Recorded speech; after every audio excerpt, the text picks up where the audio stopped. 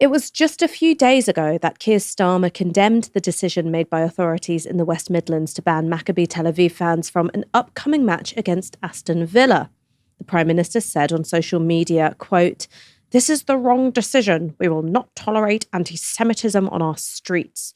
The role of the police is to ensure all football fans can enjoy the game without fear of violence or intimidation."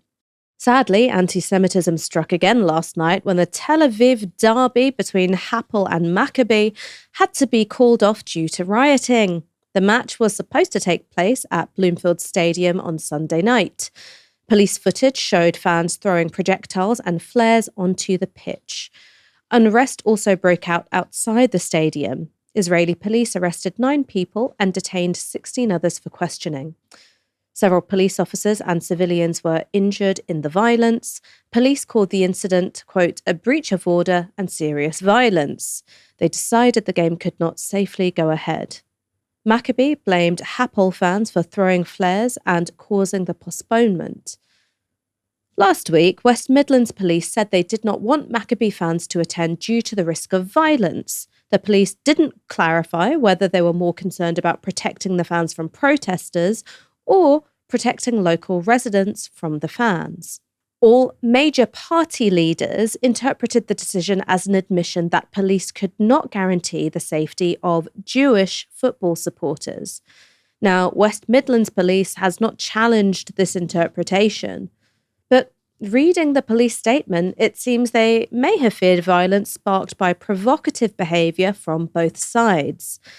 Independent MP Ayub Khan had campaigned for the match to be cancelled and welcomed the decision. He then faced heavy criticism on social media for his stance. His only notable political backing came from other independent MPs and the Green Party. Public opinion, however, supported the police decision. Here's some polling conducted by YouGov. So, as you can see, 42% of those asked said they thought it was the right decision, that the police classified the fixture as being at high risk. 28% thought that it was the wrong decision to bar away fans, and 30% said they don't know. The general public, however, found their opinions were out of step with the nation's columnists and commentators. In a frankly bizarre article, which seemed to spend a lot of its word count blaming Zach Polanski for God knows what, The Guardian's chief sports writer, Barney Ronay, wrote this. Even without hard evidence that Maccabi fans wanted to start trouble, the idea this could be seen as an act of de-escalation is basically nuts. What do we think is going to happen now, even if this act of peacekeeping is reversed? That the game is going to pass in a doe-eyed spirit of love for all? That it will be less, not more contentious as a result of this act of heavy-handed prohibition? It's a terrible moment for Birmingham, which might be better off worrying about the huge rise in reported anti-Semitic hate crimes in the West Midlands, quite a feat given how few Jewish people actually live there. Most obviously, it is an alarmingly feeble admission of inadequacy on the part of the British police, whose entire job description is to preserve order while upholding the law. The argument Ronay is making is that Maccabi Tel Aviv fans are being singled out specifically because they're Jewish. It takes him literally 14 paragraphs to mention what happened in Amsterdam last year, and neglects to mention that in Amsterdam, Maccabi fans chanted, quote, "death to Arabs," tore down Palestinian flags and burned a taxi. There's no mention of their chants about how, quote, "there are no schools left in Gaza because there are no children left in Gaza." And despite finding time for an in-depth analysis of Zach Polanski reciting a poem by Benjamin Zephaniah, Barney Ronay doesn't talk about the rape song. If you haven't heard it, it's a charming little ditty performed by the club's ultras.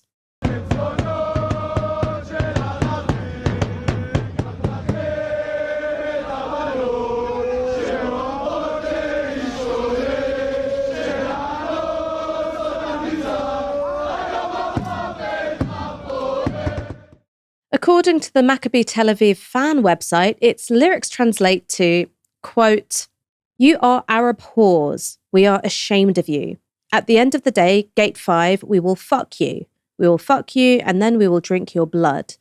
And in the city square, we will hang every communist who comes here. We will take your girls who love to go wild. When we rape them, we will shout, today is the day of death. Barney Ronay wasn't the only person who thought that Maccabi Tel Aviv might have been unfairly singled out. Here's Trevor Phillips interviewing Ed Miliband on his show yesterday. Has anybody in government actually considered whether this is legal? Because looking back to a previous existence of mine, I suspect that banning Israeli fans or the fans of an Israeli club might be unlawful under the Equality Act because it applies a condition to a particular group of people. Well, look, I'm not sort of, I don't know about that question, but I think the question really for us is to make sure that the match can go ahead with all of the fans there. All right. And that's what we're working towards. I think, from across the political spectrum, people said it was not the right decision. But we've got to understand the police make operational decisions about matters. We now are working with them, with the local authorities and others. And of course, what would any centrist freakout be without some quality Dan Hodges content? Here's a post of his on X replying to Mehdi Hassan. So Mehdi said, think about how much the UK media has gaslit us over the past few days. It was never about anti-Semitism. It was about Israeli football hooligans. To which Dan Hodges quote tweeted, note, not football hooligans, but Israeli football hooligans. They're a special kind of hooligan, apparently. I wonder what it is that makes them different. So what I find frustrating as a football fan is that all these commentators and politicians are behaving as though this kind of thing never happens. But in recent years, West Ham, Ajax, Legia Warsaw, Eintracht Frankfurt have all faced bans on away fans. In fact, Israeli clubs have gotten away lightly compared to other countries, who also have ultra-nationalist ultras sections. The most pertinent comparison is probably how Serbian football clubs have been treated. This is from the Associated Press in August. UEFA fined Partizan Belgrade more than $100,000 on Wednesday and ordered part of the Serbian club stadium closed at one European game for fans' racist and political statements. Fans displayed a, quote, Kosovo is Serbia banner and chanted discriminatory and offensive slogans at two home games in Conference League qualifying rounds. The order to close a 10,000-seat section of Partizan Stadium will apply at the team's next home game in a European competition. Serbian football culture has a long record of ultra-nationalism, racist chanting, and the glorification of war crimes. In 2021, the referee had to halt play in a match between Novi Pazar FC and Belgrade club Partizan FC because, around at the 60th minute, Partizan supporters shouted Ratko Mladic's name and the infamous chant Nož, Zica, Srebrenica, which means knife, wire, Srebrenica. It goes beyond the club level too. The Serbian national team has also faced punishment for racist and discriminatory chanting. This is from the BBC from September of this year. Serbia have had numerous punishments from both UEFA and FIFA in recent years. Here is a selection of those from the past 3 years. 2025, partial stadium closure for this England game following discriminatory abuse against Andorra. 2024, partial stadium closures for 2 home matches and banned from selling tickets for away games following discriminatory abuse, including reportedly trying to burn an Albania flag and damage caused in 2 Nations League matches. 2024, the Serbian FA fined £12,250 after objects were thrown and a provocative message was displayed during their Euro 2024 defeat by England. 2023, partial stadium closure for fans' discriminatory abuse during a win over Montenegro. 2022, the country's FA fined around £18,000 after a flag showing Kosovo as part of Serbia with the phrase, "We do not surrender," was hung in the dressing room for a game against Brazil at the World Cup. Now, I've had a look, I can't find any evidence of UK politicians or pundits being worried that Serbian football fans were being unfairly discriminated against. What's more, I didn't find Trevor Phillips or Dan Hodges complaining when FIFA and UEFA banned Russian teams from all competitions after the invasion of Ukraine.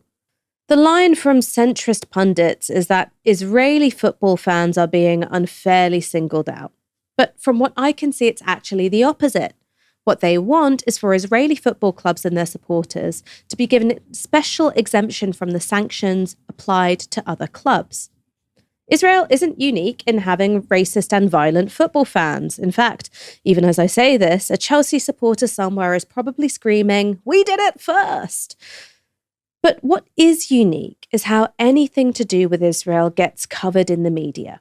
Rather than looking at this as a football story, where clashes between racist away fans and the local community aren't exactly unheard of, it's being viewed through the lens of Israeli exceptionalism. Israeli fans get to maraud as they wish through European cities, chant whatever they want, and if you object to it, you're anti-Semitic. Quick update on the story. Culture Secretary Lisa Nandy gave a reply to an urgent question in the Commons this afternoon. Can I thank him for bringing this urgent question to the House? I know it's of concern to so many parliamentarians and so many people outside of this place. And can I thank him for the tone that he's adopted? I've watched with dismay as there have been people in this debate who've sought to use this moment to heighten tensions.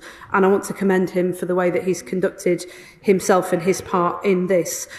He asked a particularly important question about who will pay. Across government, we are united. The Home Secretary, myself, the Chancellor, the Prime Minister and the Community Secretary are united in saying that we will find the resources that need to be made available once the West Midlands Police has come forward with the risk assessment, and will work with one government to make sure that those resources are forthcoming because of the important principle, fundamental principle that is at stake about what sort of country we are. He asked if I was confident that the decision was made based on the right information. I've seen a lot of facts flying around that don't seem to have any evidential basis, particularly on social media in recent days. We're working with our international partners to make sure that West Midlands Police have the fullest range of information on which to base an assessment. He mentioned also the impact that this is having on the Jewish community. I absolutely feel and understand that, and I've had numerous conversations with members of the Jewish community over the last few days. We have experience of policing events in this country, vast experience of policing events in difficult circumstances. And he's right to say that there are a minority of supporters in every club, and in this club in particular, whose behaviour is reprehensible. But that is not the case for all fans. And what is astonishing in this case is that it is unprecedented in modern times that all away fans have been banned because of the behaviour of a small minority. So we're working with the police to try and support them to be able to look at that in the round. He's right to say that we need action, not just warm words. I am particularly concerned, having met with Jewish fans, about the way that some of the events in the Middle East are not just having an impact on national competitions, but are also having an impact on grassroots sport as well. And it's something that I've committed to working with them on, to make sure that young people in this country can turn up to local grassroots events and not feel anxious about participating or not being able to participate because of who they are. And finally, Madam Deputy Speaker, he asked if he asked about the signal that this sends to others around the world. That is not lost on us. We are a tolerant, diverse nation, and Birmingham, as one of our great cities, is a great example of that. That is what we're fighting to uphold and defend. That's the Britain that we believe in. And the message from this government is that this government will always defend that country. We are a better country than some of the comments that have been made and the actions that have been taken in the last week, and we're determined to uphold that.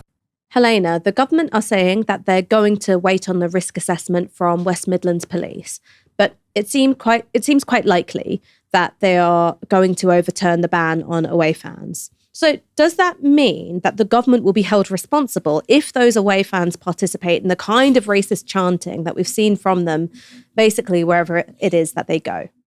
one can only assume that they won't be held account in the same way that we continue being told that the provocations made by those same fans in Amsterdam were really the fault of the people of Amsterdam and not indeed the fans themselves, right? Like, that's the status quo that we have. I don't imagine that will get overturned. And in fact, the fact that they are trying to move heaven and earth to get these people here, and are wanting to increase the funding for West Midlands Police so that they can have the extra manpower that they need to be able to police these people and to police the event there. Well, at the very least, the Maccabi Tel Aviv fans were promised that allocation of the Home Office budget 3,000 years ago.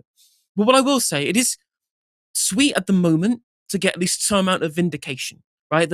It's very kind of peak Starmer, really, for him to make this outward statement about how ridiculous it is that these fans are getting banned just for being Israeli rather than for their own actions, and for then those own actions to be telegraphed to the world in Tel Aviv, so much so that the football match between those two rival teams has to get cancelled, right? It is actually peak British politician, just inverting reality and then hours later getting contradicted by very obvious facts that everyone could see beforehand. I hope plenty of people have apologies prepared for Ayub Khan and Iqbal Mohammed, the MPs from the region of the country who were the ones who were leading the petitions to ensure these people weren't coming here to commit that hooliganism in the first place. I've seen plenty of deleted tweets from people who made pretty strong statements a few days ago who are now currently eating humble pie, given what we've seen out of Tel Aviv in the last couple of days. But some of the reactions have been, quite frankly, mind-boggling, haven't they? We had that clip that you showed there of Trevor Phillips saying, maybe this violates the Equality Act. It's a specific group being targeted. Well, I didn't realise, Trevor, I didn't realise that football hooligans were a protected characteristic. There's news to me because, of course, as has been pointed out many times now, this has been a punishment that's been applied to very many different football fans who have engaged in such behaviour beforehand, where they've either been played in neutral venues or whether indeed they have been banned from those away matches altogether. This isn't new. It's not unprecedented in the modern era, as Lisa Nandy said and as you expertly debunked in the segment there. And the fact that everyone is treating that it is makes me feel like I'm living in a completely different reality to people and I've seen completely different things. But fundamentally, the reason that we're in this position is we've got this really kind of dangerous confluence going on here. First of all, as the conservative kind of people who are using this as an excuse to be able to attack multicultural Britain, right? We've seen the comments from people like Robert Jenrick talking about how it's a failure of integration that we can't even welcome Jewish people when, of course, there are plenty of Jewish people in Birmingham where, like, British Jews can turn up to the match to support Aston Villa, or if they're a neutral fan, to go to that venue. It's nothing about ethnicity that's the issue here. But of course, this is all feeding into his Handsworth video, anti multiculturalism, failure of integration shtick that he's trying to stake his mast into as his political platform. So, of course, something that can be weaponized against people in this country by saying, you're unwelcome, you're a no-go zone for Jews, is the implication here, perfectly dovetails into what he was already campaigning about. You know, so far, so conservative. We've seen this over and over and over again. I even saw a Tory MP called Ayub Khan, the MP himself, unintegrated for opposing this level of fan hooliganism. We shouldn't be surprised, right? This is how these people act, but it is still a damning indictment of how the Conservative Party and Conservative politicians are acting with response to the kind of Islamophobia that we've seen within their party since time immemorial. Where the EHRC investigation went on that one can only wonder why. The dangerous thing, though, is what this is in confluence with, which is a broader liberal section of our political and media establishment who have vested interests in preventing the public from understanding the reality of what Israeli society is like and what the kind of ultra-nationalist Israelis are like. They don't even want to think about or talk about the reality of what those people are, what they do and the things that they believe, and indeed their opinions about the Palestinians, or indeed their own Israeli comrades who fundamentally have different opinions on Palestinians, so much so that they will call the people they oppose in Israel as the whores of Arabs, right? That is the reality of the Kahanists, like the ultra-nationalists, who form up the part of that kind of Maccabi Tel Aviv ultra section of the fan base that has led to this ban happening in the first place.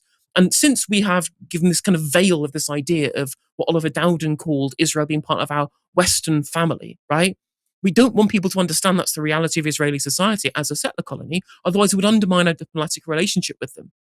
Things have reached a surreal nadir here, where we saw Gideon Saar tweet out that he had a conversation with Yvette Cooper, first of all talking about this ban on away fans as if it is somehow a damning indictment of our country and not theirs, and second of all try and convince our government to put bans on the phrase "from the river to the sea, Palestine will be free." This coming from somebody who entered politics, that is Gideon Saar, who, as a member of the Likud party, whose founding charter that they still hold dear to, considers Israel being from the river to the sea as well. A nice dose of hypocrisy there. But it just shows the level to which our government is more occupied than the West Bank, in which these conversations are happening about an administrative decision of West Midlands police force being overridden by governments for political reasons because of their relationships with the foreign state.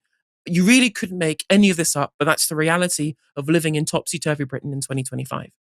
I kind of don't know what to say about this because the gaslighting is so total. I mean, the UK and England in particular has taken a really hard line on football hooliganism. And one of the things that you could say about it is that our football culture is too sanitized, too commercialized because of it, especially when you compare us to other European nations. But there is this one state of exception, which is Israelis get to do football hooliganism as a little treat on our shores. Right? They get to do it as a little treat, right? Why? Because it's Israel. Because it's Israel, and if you don't let them do what they want, it's anti-Semitic. I tell you what I think, and I'll tell you what my honest opinion is here. And I'm speaking here as a single individual with an opinion. This is not the Novara media line. This is nothing other than what I think. I actually think at this point the government should intervene. They should say, right, we're going to overturn the ban on away fans. I think that the community in Birmingham should absolutely stay inside, not take to the streets. You know, whatever community self-defense there is has to be really, really limited to residential areas. And let these Maccabi Tel Aviv fans do what it is they do, which is horrendous acts of racist chanting, vandalism, complete mindless fascist thuggery, and let this be entirely on the government's head. Entirely on the government's head. That's what I think. Because if there is any element of community self-defense, this is going to be spun as a Muslim anti-Semitism story. And it's then going to be all about, has the UK allowed these Islamic enclaves to take root in this country? Jewish people aren't safe in Birmingham, rah, rah, rah, rah, rah. That's what the story is going to be if there's even an ounce of community self-defense. So let the Maccabi Tel Aviv fans do what it is they do and let it be on the government's head. But hey, that's just my opinion.